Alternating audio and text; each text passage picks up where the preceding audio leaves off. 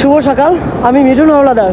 আজকে ঈদ কোরবানির পরের দিন সকালবেলা দেখতে পাচ্ছেন অলরেডি কিন্তু ট্যুরিস্ট পর্যটক আসতেছে। আমিও মর্নিং টাইমে গেস্ট রিসিভ করতে আসছি, একদম জিরো পয়েন্টে আসলাম। একটু আপনাদের বিচের গর্জনটা, সমুদ্রের গর্জন যে দেখতে পাচ্ছেন, যে সাগরের ঢেউ এবং গর্জন কতটা সুন্দর দেখতে পাচ্ছেন।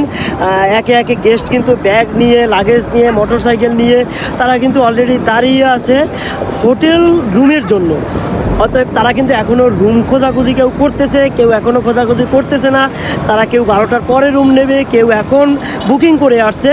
সো এখনও যারা কালকে পরশু মানে 31 তারিখ, 1 তারিখ, 2 তারিখ কোরবানি ঈদে কুয়াকাটা ঘুরতে আসবেন, অবশ্যই কিন্তু অনলাইনে রুম বুকিং করে আসার চেষ্টা করবেন।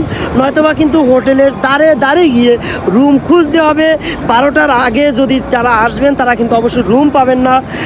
12টা পর্যন্ত অপেক্ষা করতে হবে। অবশ্যই কিন্তু এটা বুকিং করে আসলে কিন্তু এই জিনিসটা, এই হয়রানি ভোগান্তিটা কিন্তু হতে হবে না। তো দেখতে পাচ্ছেন কিন্তু অলরেডি কিন্তু এই জিরো পয়েন্টে অনেক গেস্ট আসতেছে। আমি একদম জিরো পয়েন্টে নামায় আছি। সাগরের ঢেউ